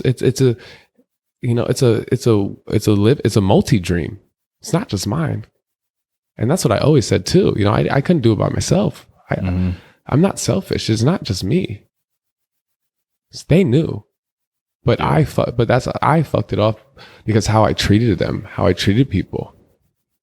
You know, I destroyed a lot of the love and a lot of the creation, and I made it feel like a job. And I became ESPN, and I became Disney, and I became that master saying, "We got to do this. You got to do this." You know, I ruined it. We're running out of time. How are we on time? What time is it? Don't worry about the time. It's mimosa time. There is no time limit here. I ruined it. I ruined the creation through my self-doubt, you know, and that's one of our biggest. So you burned some bridges. No, I didn't burn the bridges. No, I could still cross anytime I want. But they let me down too. We all burned bridges because everybody was lost. And I definitely put a lot of gas on the bridges and set flames to them, you know, and it was my fault too, because I was enabling, I was letting it happen. I was giving, you know, I created this environment, you know, and everybody got so comfortable. They just got too comfortable and they thought it was better than it was, you know, and I'm trying to, you know, they say fake it till you make it. I wasn't faking it, but I was trying to fucking keep the energy up. But in reality, all the things that I was doing to keep the energy up was bringing us down. and it wasn't what we needed. And I was losing myself. I lost myself. I couldn't be a good leader. Can you define your sound? You can't define my sound. Trying to define my sound is like trying to define somebody who's a transsexual woman as a man. You know, that's something, and then that's not me. And I know that's gonna hit some notes, but like that's something that people can't explain because it's everything. You know, and that's another thing too. Like that culture right now too. Like that culture is getting out of control. Just be real. Just be who you are. Just be real and be who you are. I'm not trying to Dave Chappelle it. The Bay Area is getting really crazy right now with the LGBTQ prices going up. Speak on it, nigga said. It's getting crazy. I got a lot of flack right now, and I got a lot of niggas that'll stand behind me and know that I rock for that community. But like when motherfuckers is trying to double talk on a nigga's dick, like, we're not in high school, baby. We know what we talking about. Don't act like an owl. Don't who and act like you don't know. If you got a dick, you got a dick. You a sexy ass bitch, but you still got a dick. Like, it's okay. You know, but that's hard for people to be who they are.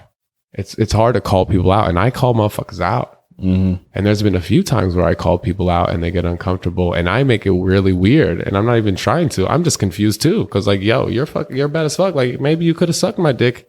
But like now I'm confused and now you fucked it all off because you're getting mad and you're trying to make me the bad guy when I was just trying to figure. I had a simple question. You got a dick or not? Nigga, all I asked you to define your sound. And that's what I'm saying. And that's why I brought it there. No, and that's why you can't define my sound because that's the thing. And that's the conundrum of the whole thing. And that has nothing to do with my sexuality or who I am. It has to do with the fucking madness of music. I am so versatile. And like I said earlier, I'm a chameleon. I don't have a sound because what I say is, let me your ear take a bite like I'm Tyson. Let me your mouth vacuum me like a Dyson. And then I come in, I pop a bottle. She was juicy. I called her Poppy. She was juicy. And then I come in, these are my office hours. And then I come in talking about what else? I mean, there's so much music. What else do I got? Hold on. Let me think of some more. And then I come in talking about, I remember I was younger back in the day. You know, it's like I could go all over the place. You know, you can't confine yourself to one box or one check or one category. You know, that's the beauty of life. You know, we evolve and we grow, and there is not just one way to do anything. Do you think drugs enhances your creativity? At this point, no. No. I think at this point, the drugs have been destroying me. The drugs have been taking me away from myself, taking me away from my self-confidence, taking me away from who I am, making me feel weak, making me feel scared, you know, making me feel nervous, you know, worries. Nowadays the drugs ruin my aura. The drugs throw my chakras off. You know, something like, and it's a fine balance though too, because when you're in a creative state, sometimes a little bit of this and a little bit of that will help boost. But too much of anything, you know what I mean? I've been doing this shit for a long time. This shit is fucking rot in my brain. I don't even know it's real or not anymore. That was the problem with the music, the drugs, too much drugs. I mean, everybody. What Rick James say? Nah, I wouldn't just rub my feet on that nigga's couch. Yeah, I rub my feet. Cocaine's a hell of a drug, you know? Like, then why continue?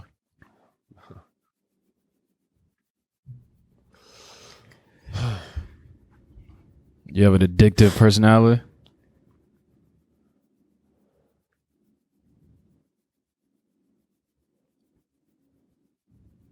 I don't know. I really don't. Know. You saw how long I thought about it. I know I should stop, and that's the hardest thing. No, but you know. I don't know because I can't stop. I can't stop. You can stop, but you choose not to stop. And you choose not to stop for a reason. So what's the reason? You know. Everyone knows the actions they take and the reasons why they fucking take those actions. I think that addiction is an entity. And I'm not even saying you're addicted. No, I am. 100%. An addiction is. You're saying you're addicted? I'm addicted to you. What song is that? Yeah. Yeah, no, for real. Like, no. My whole brain chemistry, my whole mind, my brain has been so thwarted and so twisted by so many things, and there's so many outside influences. And I think mental health and I think addiction is not just a chemistry thing. I think it's also a spiritual thing. And I think addiction is, I think addiction is an entity, and I've seen him. I've seen that motherfucker in the corner. You know, it doesn't matter what you're addicted to. People could be addicted to fucking eating. People could be addicted to porn. People could be addicted to working. People could be addicted to drugs. People could be addicted to going fast. People could be addicted to clothes. People could be addicted to Amazon. Like, yo. Well, a lot of people think addiction, they define addiction wrongly. I mean, when I say you're addicted to it, I'm saying, are you telling me that you can't just sit there and be like, yo, I need to have this? There's a difference between needing and wanting. Like, oh, I want to do some drugs, but I need to do this drug to get by. I mean, I'm different though too. I'm different because I am the plug. So I don't have to make that call. I don't have to do all this. I don't have to search. It's there. It's already there. Yeah. So when it's always around you, there's a power in that too. I don't need to do it, but I can, and I will. And that's what I'm saying. There's a power in that. There's a power in that that's not seen. There's a power in addiction that is not seen. And people don't understand that. And that's why I say like you're saying, you have the choice. You control your actions. You do this. No. Sometimes we get outside of ourselves and we don't make the decisions. And there's other things that are pulling us like puppets and have control of us when we are not in control of ourselves, when we're at a low point, when we're depressed, when we're not this, when we're not that. There's other things that are guiding us to what we do. And it's not fate. It's just energies. You ever felt so fucking suffocated and depressed that you can't move or get out of bed? Because there's energies that are on top of you and holding you down and not letting you go. And that's the thing, like you said, like, do you think you can stop? I know I should stop. I know I'm a better person when I'm not on drugs. I know I'm a better person when I'm not high. I know that I think clearer. I know that I'm more productive. So why do I still do it?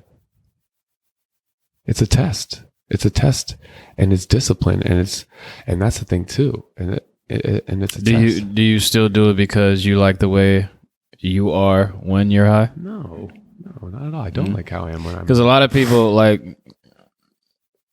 when they drank, for example, they get drunk, or when they smoke weed, they like the way they are because, well, maybe I'm a shy person, but then when I get drunk, I talk to more girls. Yeah, that's, you know what I'm saying?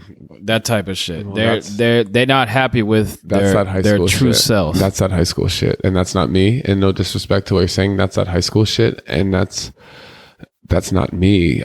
I know my true self, and I'm trying to get back to my true self, but I can't because the drugs and the drink and all this stuff is still, it's pulling me that way. And I know that I don't like who I am when I get too high, but I get there. I don't like who I am when I'm tweaked out. I leave. I got to dismiss myself, and that's why I haven't, it's like, and that's why I've been ghosted. That's why it took so long for us to come and do this, because I was not in the right place. I wasn't comfortable with who I was. I don't want to put myself on camera. I don't want to put myself out there looking like that because that's not me, and no, the drugs do not enhance me anymore. Back when I was a kid, I used to think that, but I mean, I'm 32 now. I've been doing this shit for a long time. Like I've been doing this shit for a long time. It's like, but that's also the mind game of any substance, of anything, of the discipline. It's a chess game. Yeah. We know what it does, yeah. Oh yeah. You want to do another line? Yeah. Do you need that? Do you have that control? Can you say no? And when you do say no, and that power that has too, it's a chess game. What move are you going to make? Because what something's going to do, but then you get around other people, and that's the thing too. And then other people come around, and then all of a sudden you weren't going to drink tonight, but then all of a sudden little mama comes in and she's got a bottle, and you're like, fuck it, I'll have a drink. And then next thing you know, you went exactly where you didn't want to be. Exactly. Those energies are pulling it like puppet strings. Like if I'm saying I don't want to drink, I'm not going to put myself in an environment where everyone is drinking, because I know myself. I'm going to fucking drink. And when I drank for the purpose of getting drunk. Like, I'm not just gonna fucking drink and just have a one shot glass. Yeah, like what's the point of that? If I'm drinking, the whole point. Why put these poisons in your body just to do it? No, I have to have a purpose of doing it. Then that's the thing too. There's nothing wrong with having a glass of wine sometimes, and like you said, poisons, and that's what you said, poisons too. Because a lot of this, it does fuck up your body. Because a lot of this shit is poison. All of it is poison. The alcohol is poison. The alcohol is a lot of poison. It's so funny how it's so marketed, and there's so much alcohol is one of the worst. Yeah. Same thing with these fucking pills. All these fucking pills, all these prescriptions, all that shit, it's fucking destroying us, but it's marketed like that. But you have a glass of wine, there's nothing wrong with having a glass of wine at dinner. So there is some positive effects of that. There's nothing wrong with smoking a little weed, CBD, you know, there's certain things, mushrooms too. Taking some mushrooms, microdosing mushrooms will really retune your brain and can get you on the right way. It's just how it's marketed, and it's just how we're conditioned to feel about it. Well, they said they're going to decriminalize mushrooms now. It is. No, it's already decriminalized in Oakland.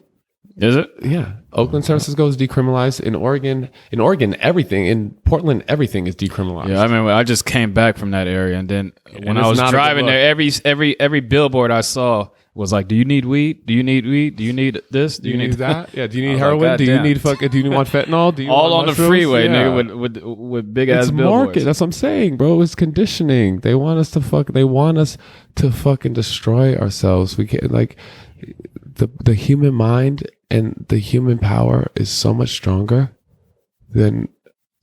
And that's why it's so crazy, bro. That's why this shit is like a fucking movie right now, because they don't give a fuck. And people know, and it's out there, and they want us to, and everybody's okay with being fucking subdued and sublime and fucking submissive, you know, and sedated. Yeah. What is your favorite thing to write about when you do music? Like I write poetry, right? And my favorite thing to write about is like sadness, dark shit, because I feel everyone experiences some type of sadness or heartbreak in their lives, but everyone doesn't experience happiness. Only a few people experience happiness, but everyone experiences sadness and darkness. People don't experience happiness. I don't. Not everyone. Huh, that's interesting. I think it's more common for a person to experience heartache and pain than happiness. I think that is a very interesting perspective, and I've never thought about that. And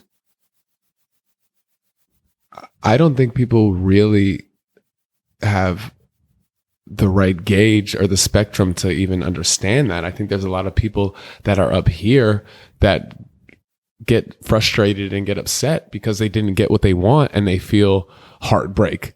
But like, it's like, bitch, you still have everything and you don't appreciate what you have. Not even saying you don't appreciate what you have, and this is nothing, but they take it so to heart. I think people are just out of phase with what they have and the appreciation. Just to breathe, just to see, just to walk, just to live is enough. And that is happiness.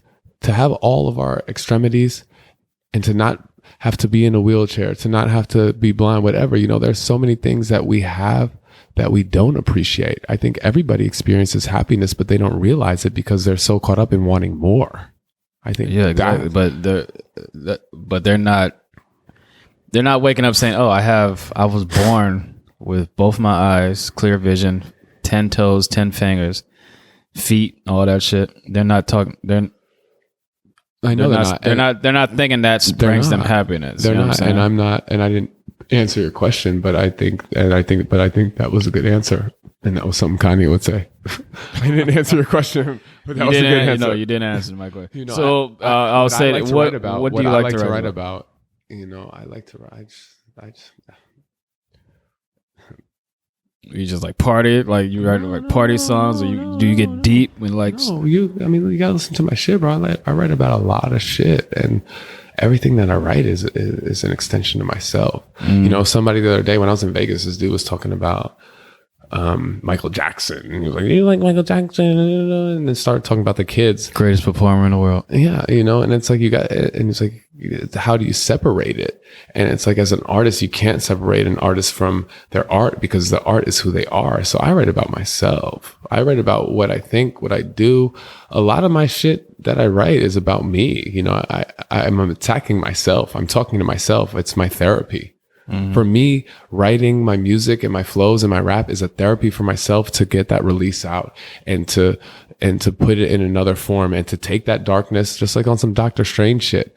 Just like you said, I like to write about my pain. I like to write about my loss. I like to write about that. And I take that pain and that darkness and I use it to elevate me. Mm-hmm. And I make it into something beautiful. Like Pac said, the rose grew from the concrete.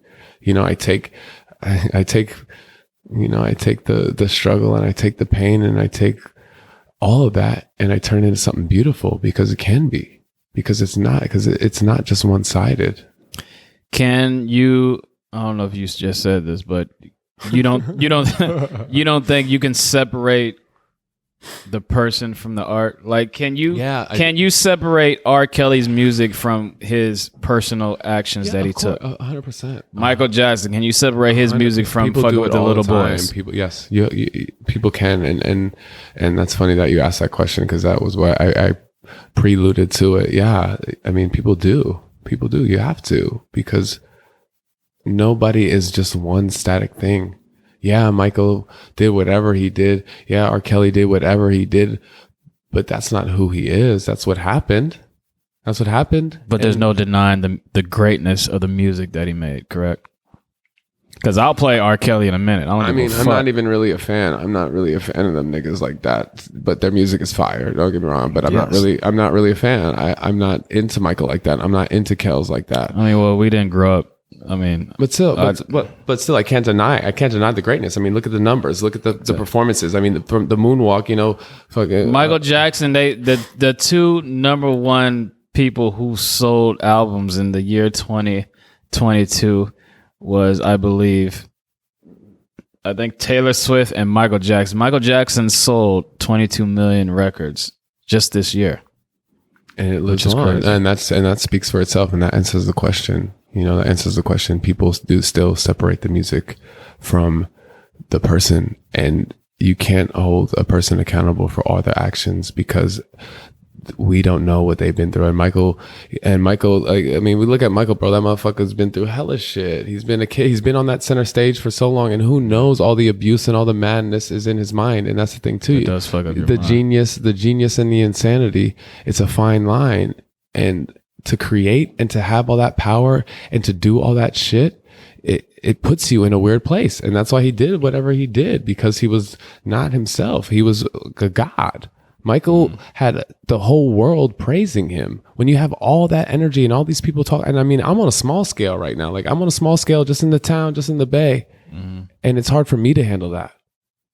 And that's why we get into Kanye. Kanye's on a world scale.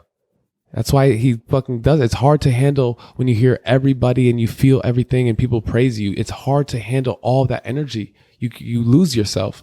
It's like Eminem you better lose yourself in the music. You lose yourself because people pray. People recite music and songs more than they pray. People recite lyrics and listen to stuff more than they pray. And it goes to these people. And if you don't know how to handle that and you don't know how to take all that energy in, it will make you lose your mind. What's your take on him going on his whole apology tour? Like, he said what he said, he was doubling down on it. Then when he started prices are up. losing money, prices are up.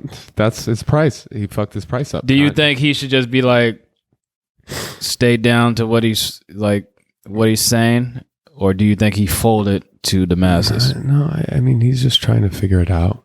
That's the thing too. Everybody puts these people on a pedestal. He's just trying to fucking figure it out. And he's going on these platforms, and that's why he's calling people out, because he doesn't know what the fuck's going on. And I do that shit too. I call niggas out, and I'm super wrong. And I call shit out, and I'm like, yo, what y'all niggas do? And then motherfuckers is like, Max, what are you talking about? And I'm like, yo, my fault. That's what Kanye was just like, yo, the Jews are trying to get me.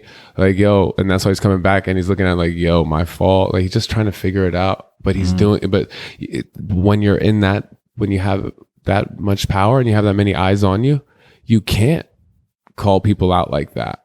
And also, but then also this is where he fucked up though. He called out a whole group of people.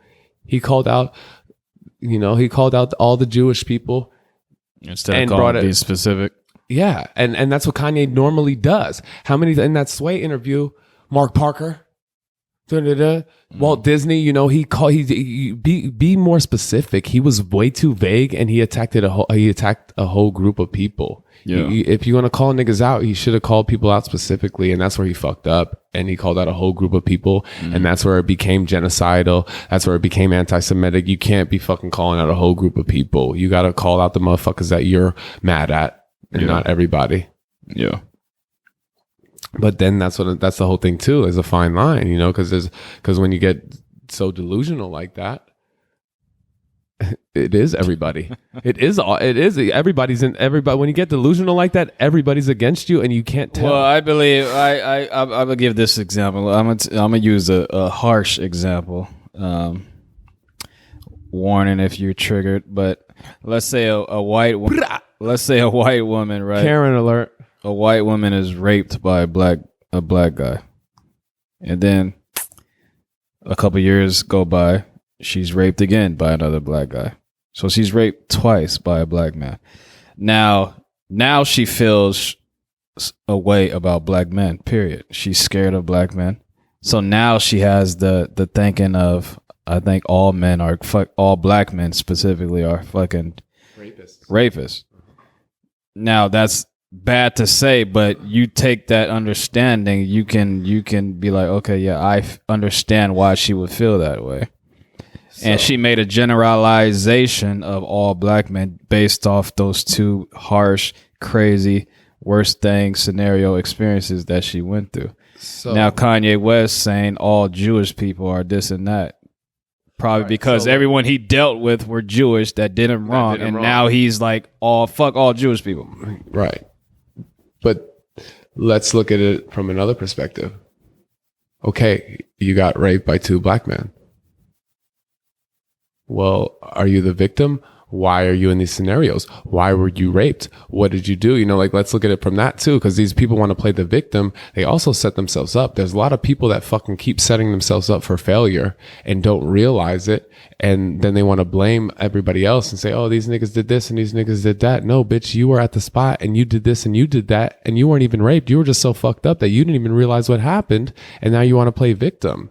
It's the same thing. People don't, there's always multiple sides to a story. Everybody has a story and everybody has their perspective, and that's their reality. But like what you're saying, you were raped twice by two black men. Okay. You should have learned after the first time, and it's not your fault you were raped, and you can't even put it on the color of their skin. You were raped because you were in situations that you shouldn't have been in. You were at a place where you shouldn't have been, and you were doing things that you shouldn't have been, and it went too far, and you fucked up. And people just have to take accountability for what they do, and they can't blame. And that's the thing. Everybody wants to fucking point the finger and say, oh, it's their fault. It's their fault. Well, that's why I'm here, and prices are up. And I've said it so many times, it's my fault. It is my fault because I have manifested, and I have thought, and I have doubted, and I have pushed people off the cliff when they were trying to hold on. Motherfuckers are trying to hold on and being like, Max, I got you. I'm here. I'm not trying to hurt you. I'm not trying to do this. But in the delusions and in the ego, nah, nigga, you are. And then it pushes people to the wrong place. And I know a few women that are like that, that have been put in those positions, and it's like, damn, that's fucking terrible. But like, sometimes they do it to themselves. And I'm not trying, and I'm not trying to say, get your shit together, nigga. No, my shit's together, because I'm not even trying to talk about women that are raped. I'm not trying to say that. But what I'm trying to say is I have done it to myself. I have fucking pushed people away that have loved me. I have pushed people away that were there for me. And I have done it to myself. And I have manifested my fears. That's what I'm trying to say. Women that were raped, they didn't do it to themselves. That's not what I was saying. What I'm saying is I have pushed people to that limit and made them do what I didn't want them to do and what I was afraid of because of my fear. It's a revolving wheel. It's a weird labyrinth. You know, it's a never ending cycle. And it's crazy. And that's why we can't doubt ourselves. That's why we can't doubt ourselves, and we can't doubt the people that are around us. And that's why, you know, people say, oh, it is what you make it. It isn't. But that shit is real. Don't be afraid. Don't doubt yourself, and don't have that fear, and just be truthful and honest and speak your mind. And if you're wrong, you know, admit your faults and move on. Everybody gets so stuck in the past too, you know, and like we're saying, she got raped twice. Okay. Well, she was scared. She was in the mood, or she was scared, and she was in a mode. And then all of a sudden, you know, she's hanging out with some black dude who's cool or whatever, and they're vibing. And then she puts all that shit on him and he's not even thinking that. But then all of a sudden she starts accusing him and starts being weird and starts saying, all you are the same. All you niggas do this. All I've been this and this and that. And then all of a sudden that sparks something in his head that wasn't even there, because she planted that poison in that seed, and then it grows. And that's why it happens. You know, we got to be careful with what we think and what we do, because it manifests. That shit was crazy. I said, that was a guy, for real. We got to be careful with the fear, yo. It's way easier to manifest fear than it is to manifest what we want. What are you scared of? What am I scared of? I am afraid of, I'm not really afraid of anything. But things that make me uncomfortable, like ants. Like, I don't like ants. I don't like little creepy crawly shit. No, for real. Like, I'm really not. I'm not afraid to die. I'm not afraid of gun. Like, bro, I've been through a lot of shit. I'm afraid of little creepy crawly things. Afraid of ants. I'm not afraid of them, but when I see them and there's a bunch of them, that shit fucking wigs me out. Because when I was a kid, a bunch of little spiders like crawled all over my body. Like, when I see a bunch of little things moving, I just get that feeling. Like, I wouldn't really say afraid of. Are you a religious person or a spiritual? Oh my God. So you're spiritual. Exactly. I mean, but what is the difference? I mean, that's like, there's a big difference, man. Yeah, no, religion. No, yeah, I'm not. Religion is way too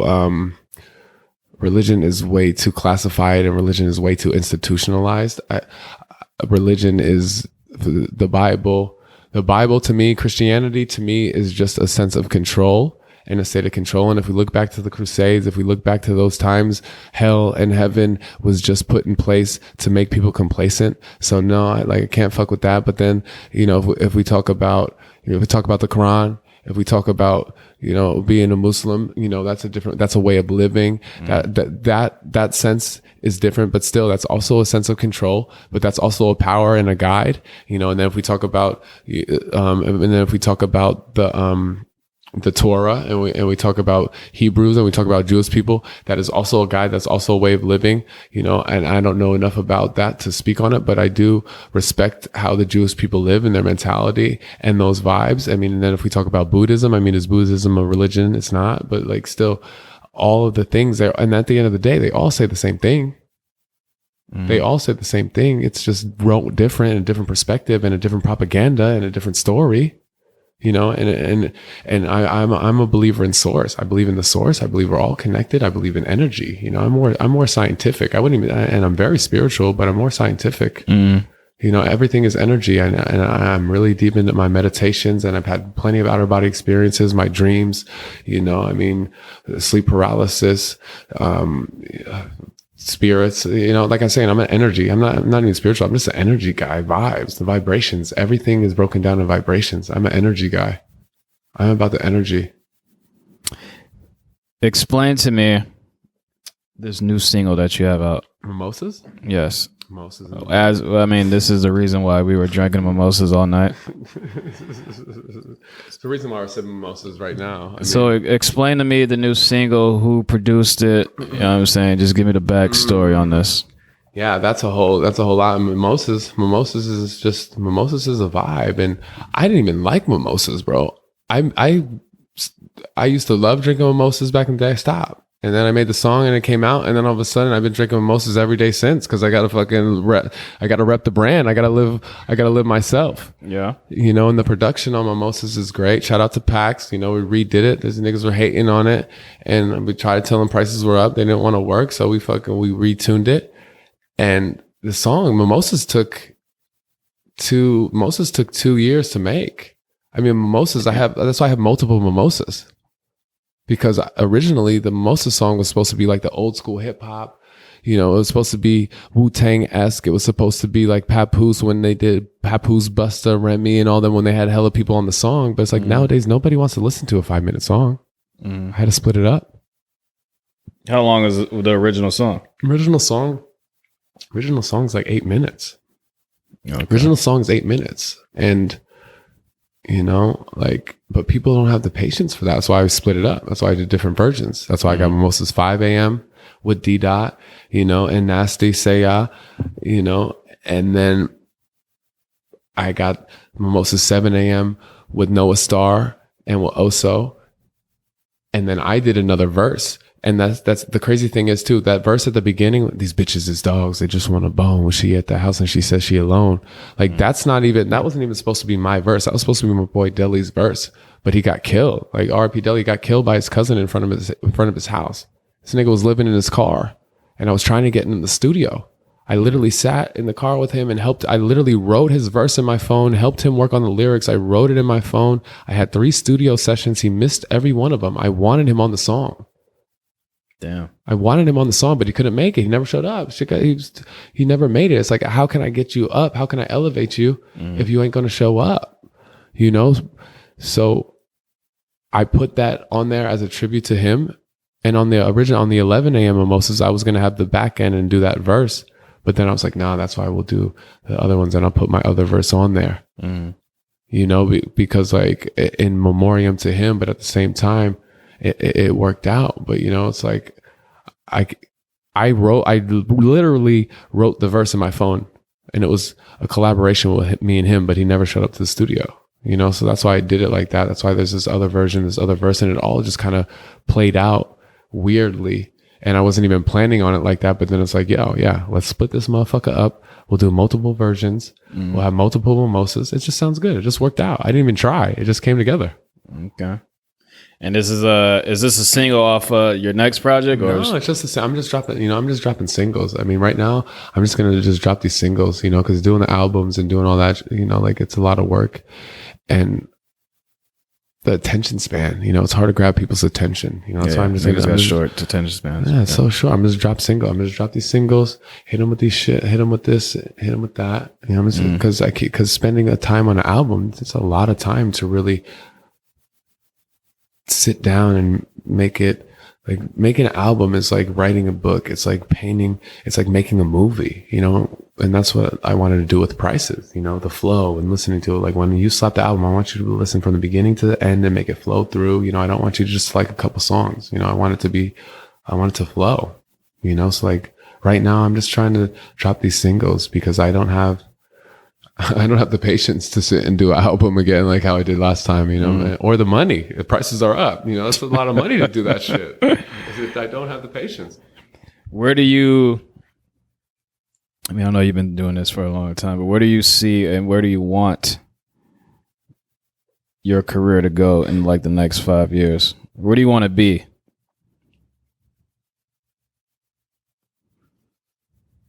I want to be rocking stadiums, bro. I want to be traveling the world. I want to be performing. I want to be elevating people. I want to be raising their prices. I just want to, you know, I want to just have fun. I want to have fun. And that's the thing about music. You know, everybody's talking about rap is so dangerous. Rap is this, that. No, that's life. I want to be having fun and do it right. And I want to be celebrating and I want to be performing. Because like people ain't even seen me perform, you know, people haven't seen me. Like that's what it's really about, getting in front of the people and giving them your energy and feeling it back. Like when you're in front of a crowd and you're rocking and like, there's nothing like that. In the next 5 years, I want to be doing stadiums. I want to be doing stadium tours. I want to be in Europe. I want to be in China. I want to be in fucking Japan. I want to be in Australia doing stadiums. for 100,000 people and having them feel me and coming and supporting and just showing their love and wanting, it's a reciprocation thing. I want to be giving them all my energy and have them get it back. That's what I want to do. I don't even know if we're going to be here in the next 5 years though. It might be Mad Max. I might be on the quad riding through East Oakland, with the AR, I don't know. Tell the people where they can find your music. Give them your Instagram where they can reach out to you. Know the numbers, Mr. Max Prime, MrMaxPrime. I'm on all platforms. Go get that title. I need those good streams, Go get that good title. Spotify prices are going up. The album's out. Prices screwed up. I got a chopped and screwed album out with DJ Red. Shout out to Houston. RIP Take. That shit's crazy.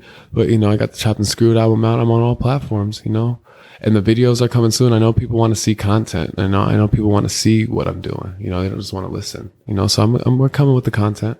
A lot of the shit though, you can't, it's not meant, it's, you got to pay to play, it's pay-per-view. You got to pay for this. They can't see what we're doing on TV, but we're going to get it. We're going to get it.